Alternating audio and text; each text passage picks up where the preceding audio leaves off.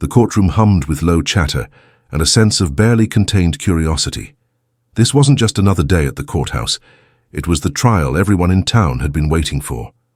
News vans were parked out front, cables snaking across the steps, reporters standing with microphones rehearsing their opening lines. Inside, people whispered over the wooden benches, exchanging theories and side-eyes as they waited for the case to begin. The defendant, Marcus Hayes, sat quietly at the defense table, wearing a cheap suit that didn't quite fit. His hands were folded, but his eyes darted toward the jury box, then to the prosecution, then to the gallery where a young woman clutched a little girl in her lap. That girl was Lily Carter, just 3 years old, wearing a pink hoodie with cartoon bunnies on.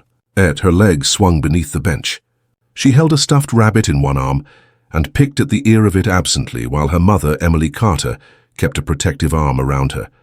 It was their home that had been broken into 3 months earlier. The story had rocked the neighborhood. A quiet cul-de-sac, the kind with trimmed hedges, porch swings, and seasonal wreaths, had been turned upside down by a violent 2 a.m. break-in. Emily had been home alone with Lily when she'd heard glass shatter in the laundry room. Her first instinct was primal: scoop Lily up and hide. She'd locked them both in the bathroom and whispered to 911 that someone was inside. Police arrived within minutes, but the intruder had already fled the house. That's when K9 Unit Officer Daniels released his partner, a German shepherd named Rex. Within minutes, Rex had zeroed in on someone behind a neighbor's shed, Marcus Hayes. Hayes had been arrested on the spot, clothes torn, arm bleeding from a bite, and no clear explanation for why he was on private property at 2:15 a.m. Nundurin case, according to prosecutors, was open and shut. There was even a small victory lap taken by the police department on social media, a picture of Rex with his tongue out, head tilted, wearing a badge on his collar. But now, inside the courtroom, the air was heavier. The prosecutor, Mr. Vaughan, reviewed his notes confidently. He knew the jury would respond well to his key evidence: canine tracking logs, a confident officer, and an injured suspect with no alibi. He would paint Hayes as a career petty criminal who escalated, a man with a sealed juvenile record and a tendency to disappear when questioned. The defense attorney, Carla Monroe, had fewer cards to play. Hayes claimed he had simply been walking back to retrieve tools he'd left behind from a job days earlier and didn't hear the police arrive. There were no fingerprints at the Carter home, no stolen property found on him, just circumstantial evidence and a very angry dog. Monroe had tried to suppress the canine testimony, arguing that dogs, no matter how well trained, were not infallible. But precedent wasn't on her side. Canine officers were treated almost like people in courtrooms these days. They had names, training certificates, and handlers who vouched for them with near-religious confidence. As the judge entered, everyone rose. Cameras weren't allowed inside, but the gallery was filled. At least 3 sketch artists scratched furiously into their notepads. Judge Rowley gave a brief nod and gestured for everyone to sit. "Let's proceed," he said, glancing at the docket. "State versus Marcus Hayes." A shuffle of papers, a few coughs, then silence. No one noticed the little girl fidgeting with her rabbit's ear, or how her eyes followed the door to the side of the courtroom. It opened gently and Officer Daniels stepped through, tall, broad-shouldered, in full uniform. At his side, Rex trotted calmly, leash taut. The courtroom turned slightly to look. Murmurs rose and died. But Lily sat up straighter in her seat, her eyes locked on the dog, her hand squeezed tighter on the bunny. And then she whispered something that only her mother heard. "Mama? That's the bad dog." Emily looked down, startled. "What, baby?" Lily didn't answer. She just stared at the dog with a look that no one else saw, until it was too late. Officer Daniels moved with a quiet confidence, the kind that only came from years in uniform and decades spent trusting the animal by his side. Rex, the German shepherd, matched his pace perfectly, ears alert, posture proud. The pair looked more like soldiers than local law enforcement. The courtroom couldn't help but take notice. As they approached the witness stand, a few jurors exchanged glances, intrigued. Daniels gave a respectful nod to the judge, before instructing Rex to lie down beside the stand. The dog obeyed immediately, his gaze fixed on his handler, as if waiting for further instruction. "This is Rex," Officer Daniels said, placing a hand gently on the dog's back. "He's been with the department for 4 years. Dual certified.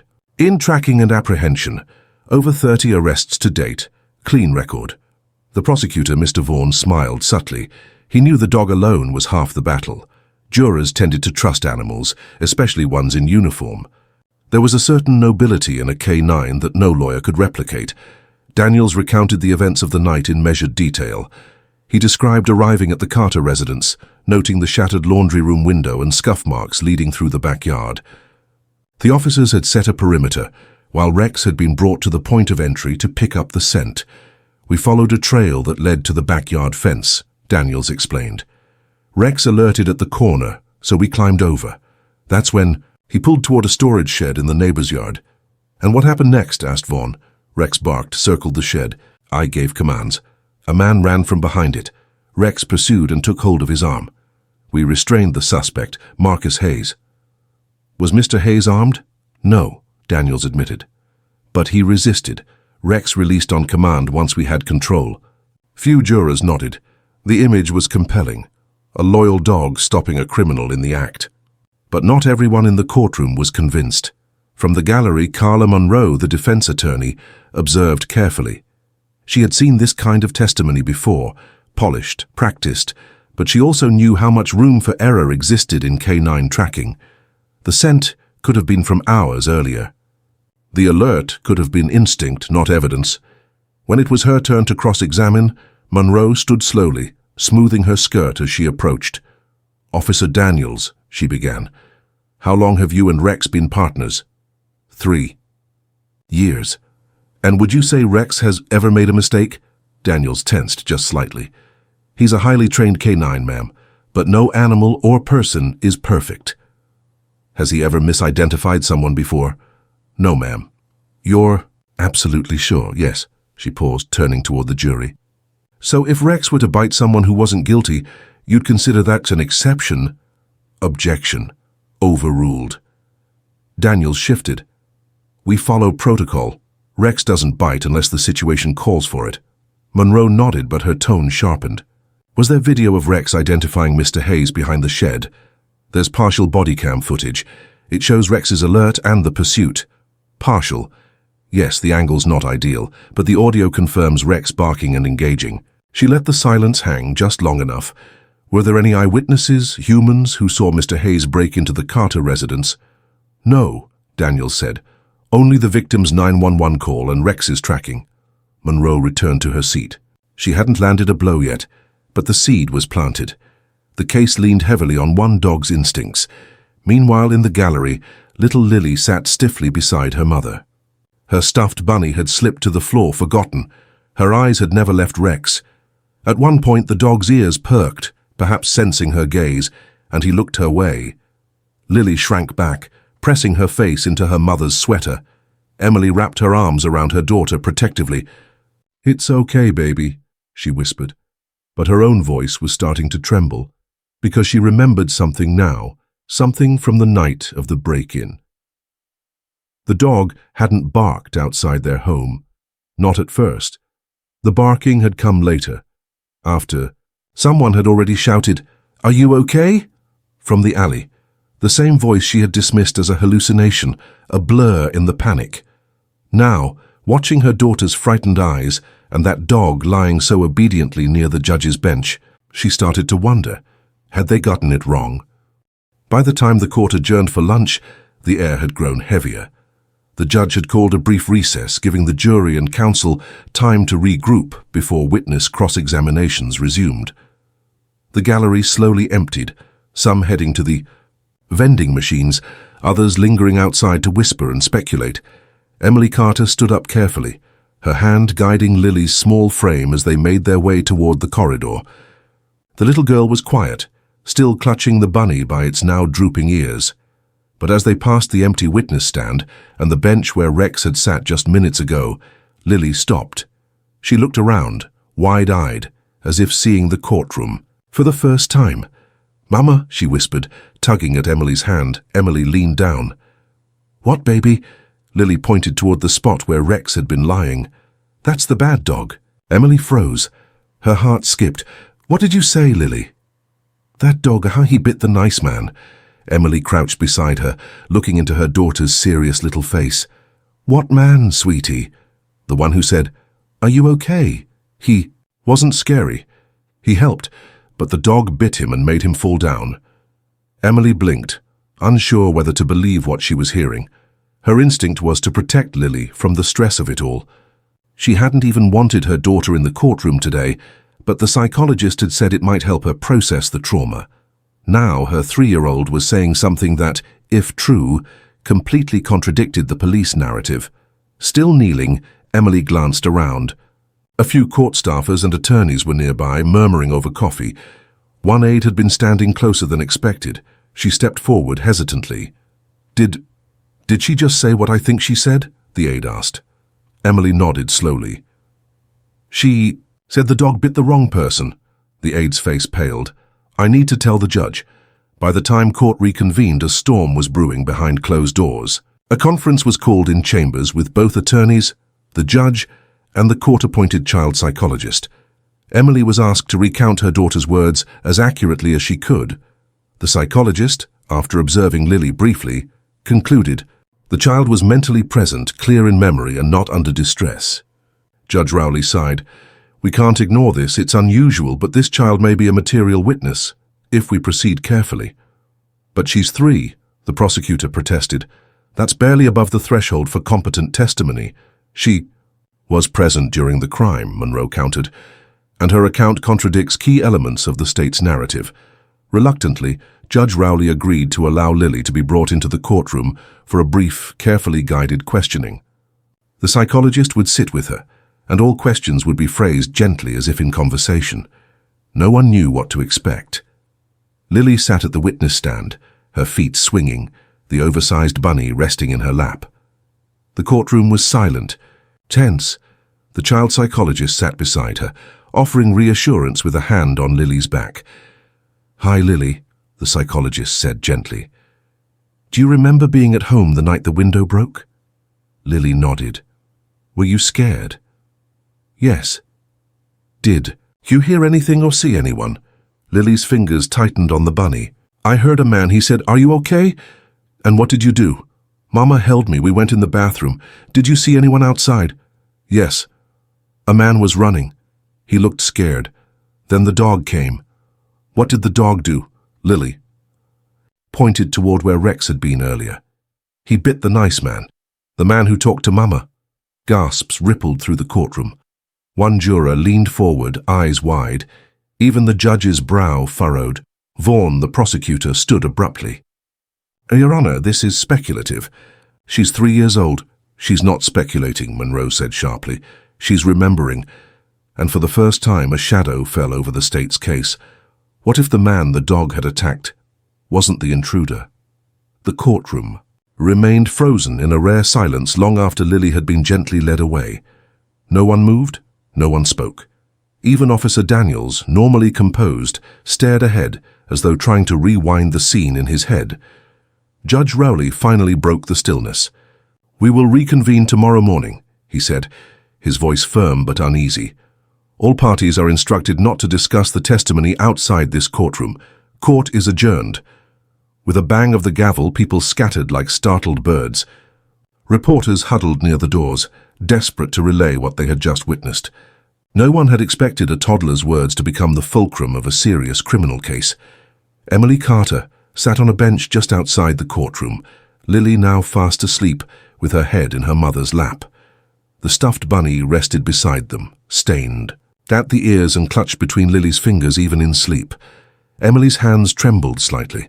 She kept going over her daughter's testimony in her head, clear, precise, and frighteningly specific. Carla Monroe sat beside them, quiet. The defense attorney had tried hundreds of cases, but none like this. "Emily," she said finally, "have you ever talked to Lily about that night before today?" Emily shook her head. "No, I didn't want to. I thought I was protecting her." "You were." Monroe said gently, but I believe she just protected someone else. That night, Monroe went back to her office and reopened every page of the discovery file. She combed through the canine tracking logs, timestamps, even the weather report from the night of the break-in. One detail stood out now.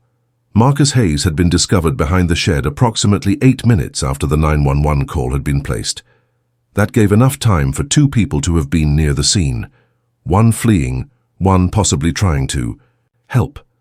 She called a private investigator she trusted and gave him a name from the officer's initial report, Daniel Robb, a neighbor who had phoned in a noise complaint around the same time the burglary was happening. "Find him," she said. "Interview him, quietly." The next day in court, the mood had changed. Vaughan's swagger had dulled slightly. He walked, slower, his briefcase closer to his side. The jury looked more somber, their expressions tighter. Something had shifted. Before the court was gavelled in, Monroe filed a motion to recall Officer Daniels to the stand for further questioning. The judge allowed it, though Vaughan objected weakly. Daniels stepped back into the witness box, Rex again, sitting loyally at his side. But the tension in his jaw gave away the fact that he knew this round of questioning would be different. "Officer Daniels," Monroe began, "you stated yesterday that Rex followed a scent trail from the Carter, a residence, to where Mr. Hayes was found." "Yes. You're trained to read Rex's alerts, correct?" "Yes. But you never actually saw Mr. Hayes inside the Carter home." "No." "You responded based on Rex's behavior, barking, pulling, indicating a person was nearby." "That's correct." Monroe paused. Then she projected a map onto the courtroom screen. "This is a layout of the neighborhood, correct?" Daniels nodded slowly. She pointed to one house adjacent to the Carters. "This residence belongs to a Mr. Daniel Robb, yes?" Daniels blinked. "Yes." "And Mr. Robb made a 911 call. During the incident?" "Yes." "Did you interview him?" Daniels hesitated. "Briefly. He said he heard shouting. That's all." Monroe turned to the judge. "Your Honor, we request Mr. Robb be subpoenaed. We have new testimony suggesting he may have seen a second individual near the Carter property, possibly the actual intruder." Gasps broke out again. Vaughan stood abruptly, face tightening. "Defense is reaching," he snapped. "There's no evidence of a second suspect." "There's a 3-year-old girl who says the dog bit the wrong man," Monroe cut in, "and a neighbor who might confirm it." Judge Rowley's gavel came down sharply. "Enough. Subpoena Mr. Robb. We'll hear from him tomorrow." And just like that, the case that had seemed so simple, so neat, was beginning to unravel. The courtroom was packed the next morning. Word had spread about the toddler's shocking testimony, and now everyone waited to hear from the man who might change everything, Daniel Robb. He entered quietly, a modest man in his early 50s, with graying hair, khaki pants, and the slightly hunched posture of someone who'd rather be anywhere else. His eyes darted nervously as he took the stand. After being sworn in, he cleared his throat and glanced toward the judge. I didn't know it was going to be this serious," he began. "I just made a noise complaint that night.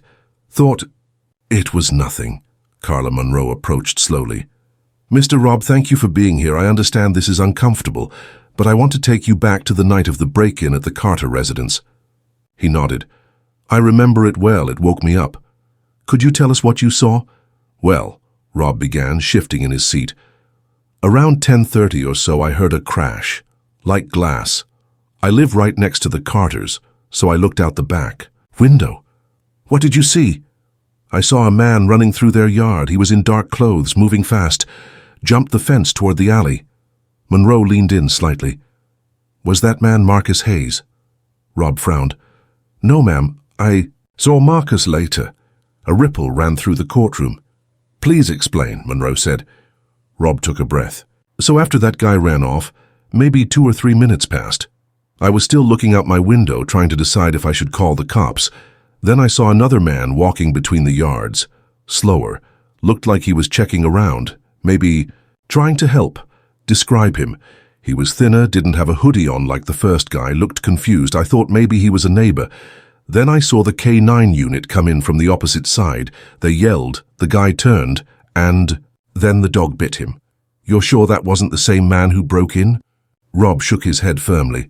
Positive, different build, different clothes. At the prosecution's table, Vaughan scribbled frantically, his jaw tight. Monroe pressed on. So, you're saying Officer Daniels' dog, Rex, may have followed the wrong scent trail? I'm not a cop, Rob said, shrugging. But yeah, looks like that to me. The judge leaned forward, tapping his pen. Mr. Rob, why didn't you mention any of this during the original investigation? I didn't think it mattered.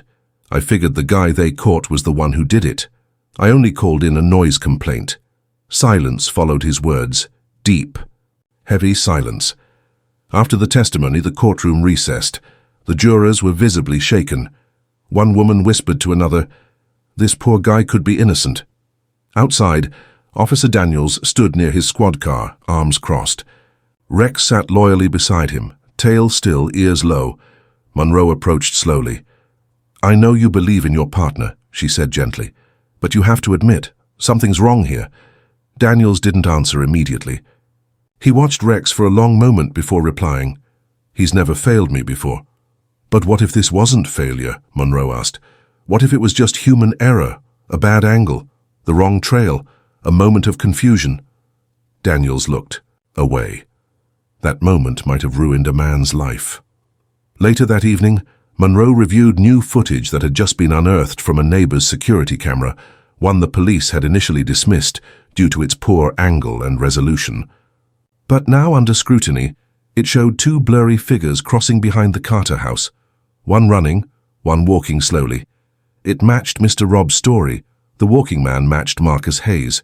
He hadn't been fleeing. He had been arriving too late to stop the crime, but just in time to be mistaken for the one who caused it. Monroe exhaled, heart pounding. The pieces were aligning, but the hardest part was still ahead. She had to convince 12 strangers that the justice system, the police dog, and even the entire case had gotten it wrong. By now, the courtroom no longer felt like a stage for certainty. It felt like a puzzle, where every new piece complicated the picture rather than completed it. The jury returned from recess with a new kind of silence, no longer out of respect or procedure, but from confusion, even doubt. They had watched the grainy security footage, heard the neighbor's testimony, and still they were expected to reconcile it all with the confident statements of law enforcement and the loyalty of a K-9 officer. As court resumed, Marcus Hayes took the stand once again. Unlike before, he no longer looked like a cornered man fighting for his life. There was still fear in his eyes, but it was softer now, tempered by hope. He adjusted the cuffs on his shirt as Monroe approached him for re-examination. "Mr. Hayes," she began calmly, "when you arrived near the Carter home that night, what were you trying to do?" "I heard someone scream," he said. "I was passing by on my way to meet a friend. When I heard the sound, I ran toward it. Why not call 911? "I didn't have a phone," he said, shrugging. "It was late, and I guess I thought maybe someone was hurt. I wanted to help." Monroe let that sink in before moving on. "What happened when you got closer?" "I looked through the side window. Saw a woman holding a kid. They looked scared. I was about to knock on the front door when the dog came out of nowhere. And then it tackled me, no warning, no questions, just pain." He looked down, recalling it. "Next thing I knew, I was in cuffs." Vaughan rose slowly. "Mr. Hayes, you have a record. Prior theft charges, juvenile offenses. Why should this court believe you weren't attempting to break into the Carters' home that night?" Marcus looked directly at him. "Because I didn't run." The courtroom went still. "If I was guilty, I wouldn't have just stood there. I'd have bolted." The jurors exchanged glances. Later that day, Officer Daniels was called back. This time not to defend the actions of his K-9 partner, but to explain something else. The missing 3 minutes in the incident report. Monroe stood by the screen again, pointer in hand. According to the body cam footage, there was a 3-minute gap between your arrival and Rex apprehending Mr. Hayes. During that time, your radio log shows no updates. What happened during those minutes? Daniels swallowed. "We were sweeping the area." "Did Rex immediately pick up the scent?" "No." "You noted in your report that Rex paused and circled, indicating a crossed or confusing trail. Is that standard?" "Not usually. Yet you didn't mention that hesitation in your initial testimony." Daniels looked down. "No." Why? He hesitated. Because I didn't think it mattered. At the time we thought we had the guy. Monroe turned to the jury. Even the officer knew something was off. His dog wasn't sure. But they moved. Forward anyway. Outside, Emily Carter watched the sky shift from soft blue to grey. Lily sat next to her on a bench, feeding pieces of biscuit to a pigeon. The courtroom's weight didn't touch her daughter, not in the way it touched Emily. But her words had started all this. 2 simple words that peeled the first layer off a case built too fast on assumptions too firm. Emily felt tears sting her eyes as she watched her daughter giggle at the birds. She whispered under her breath, "You saw what none of us could." As the day closed, Monroe stood by her office window, the city glowing orange and gold in the late sunlight. A call came in. It was from the private investigator. "You're not going to believe this," he said. "We found the guy, the one who ran from the Carter yard. He pawned a tablet the next day. Serial number matches the one stolen from the house." Monroe closed her eyes. There it was, the missing piece. Marcus. Hayes wasn't the burglar. He was the man who tried to help. Morning came with an undercurrent of electricity. Everyone from the courtroom staff to the jury could feel the shift. This was no longer a simple trial. It had become a slow, painful excavation of the truth. Carla Monroe arrived early, file, folder in hand. Inside were documents and stills from a pawnshop camera, evidence that could finally blow the case wide open. She stood in the hallway, speaking with Marcus Hayes. His hands trembled slightly as he sat on a bench, staring at the floor. "You think this changes everything?" he asked. "I don't think, Marcus," Monroe said softly. "I know." Back in court, she approached the bench with urgency. "Your Honor," she said, "the defense has uncovered new verifiable evidence, identifying a second suspect in this case. We request to introduce this immediately." Vaughn rose, clearly annoyed. "We haven't reviewed this material," Judge Rowley sighed.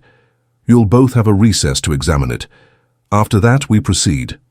30 minutes later, the court reconvened. Fair still image appeared on the screen for the jury to see, grainy but unmistakable. A man in a dark hoodie entering a pawn shop in a rough part of town. In his hands, a tablet computer. In the next image, he handed it over to the clerk. The timestamp? Less than 12 hours after the Carter home break-in. Monroe turned to the jury. "Ladies and gentlemen, the serial number on that tablet matches the one reported stolen by Emily Carter.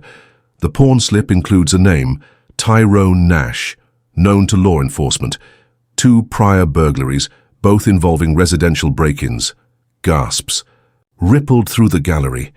"This is the man Mr. Robb saw running, the real intruder, and it's not Marcus Hayes." Vaughn, for once, was speechless. He quickly flipped through the documents, whispering with his co-counsel. Judge Rowley looked over his glasses. "Mr. Vaughn," the prosecutor stood slowly, "the state concedes this changes the scope of the case. We request a short continuance to re-evaluate the charges." It wasn't an apology, but it was the closest Marcus Hayes had gotten to justice in weeks. Outside, Emily Carter watched from the courthouse steps as reporters scrambled to piece together the shocking update. Lily sat beside her again, this time with a juice box instead of a stuffed bunny, quietly humming a song from her favorite cartoon. Emily turned to Monroe, who had just exited the building. "Is it over?" she asked. "Not quite," Monroe said, "but it's close. Vaughn's going to push for a deal to quietly drop the charges. He won't want this loss public." "He should apologize," Emily said firmly, "to Marcus and to my daughter." Monroe nodded. "He should. But the truth is, most won't. That's why people like me keep showing up." Later that afternoon, Monroe found Officer Daniels alone in the precinct parking lot, leaning against his cruiser, head tilted back toward the sky. Rex sat obediently beside him, tail thumping slowly against the concrete. "You saw the footage?" Monroe asked. Daniels nodded without turning. "Yeah. You know what this means." "I do." There was a long pause. Finally, Daniels looked down at Rex. "He's a good dog," he said, "but he's still just an animal. I put the leash on. I made the call." Monroe watched him carefully. "Are you going to testify to that?" He looked at her. "If it helps set things right." "Yeah." That evening, news of the pawn shop footage and the identity of the real suspect exploded online. Headlines read, "Toddler's testimony breaks open wrongful arrest and police dog's mistake nearly ruins innocent man's life." But for Marcus Hayes, it wasn't about headlines. It was about reclaiming something he'd lost the moment Rex latched onto his arm and the cuffs closed around his wrists. His name. And finally, people were starting to listen. 2 days later, the courtroom was quieter than it had ever been. No reporters, no flashing cameras, just the people who had lived every breath of this case from the inside. Marcus Hayes sat in his seat, back straight. His public defender's table was no longer buried under papers and stress. It was clean now, like the storm had passed. Judge Rowley entered, his face unreadable. After review of the newly submitted evidence, and in light of the prosecution's motion to withdraw all charges, this court hereby dismisses the case against Mr. Marcus Hayes. Silence. Then a quiet exhale from Monroe. A stunned blink from Marcus. It was over. He was free. Not because a jury said so, not because a prosecutor admitted fault, but because truth, relentless and unflinching, had finally clawed its way to the surface. As Marcus stood, the judge offered a rare personal remark. "I owe you a personal acknowledgement, Mr. Hayes. The system failed you. I hope this courtroom is not the last place you find justice." Marcus nodded, a lump in his throat too thick to swallow. He didn't smile. He didn't need to. The moment already weighed more than any words could carry. Outside, Monroe stepped, into the bright sun shielding her eyes. The doors behind her creaked open, and Emily Carter emerged, Lily in her arms. The little girl, wearing a yellow sundress and holding her bunny tightly, looked toward Marcus. He saw her, paused, and gave a gentle wave. To everyone else, Lily was just a child who had said 2 strange words in court. But to Marcus, she had been the voice no one expected, and the only one brave enough to tell the truth. Lily waved back. "Do you think she really understood what she saw?" Monroe asked Emily. Emily hesitated, then said, "She understands fear, and kindness, and what doesn't feel right. She may have changed that man's life, no," Emily replied. "She saved it." A week later, Marcus stood in front of the same pawn shop where Tyrone Nash had been arrested, just days after the footage aired. The police had moved quickly this time. No hesitation, no confusion. Marcus didn't feel triumphant. He didn't feel vindicated. He felt tired. Inside, he handed a receipt to the clerk. Emily had insisted on buying back the stolen tablet and giving it to Marcus as a thank you gift. He didn't want it, but he accepted it because it symbolized something bigger. People had started to believe him, and he had started to believe in himself again. Meanwhile, Officer Daniels submitted an amended report detailing Rex's hesitation and his own assumptions during the arrest. He also requested to be reassigned, not out of shame, but to retrain and rebuild trust in his own process. He met Marcus again briefly at a department-organized press event meant to clear the air. It was awkward at first, but then Daniels extended his hand. "I was wrong," he said, "and I'm sorry." Marcus shook it. "I know, and I forgive you." They didn't say anything else. They didn't need to. Months later, a local paper ran a quiet follow-up headline, "Case dropped, life rebuilt, the man the dog got wrong." The article included a photo. Marcus at a community center, handing out meals and helping kids with job training, something he'd started volunteering for after his release. In the corner of the photo was a mural, a child with outstretched arms, and beside her a golden police dog with gentle eyes, and under it in bold letters the words, "Justice doesn't bark, it listens, the end."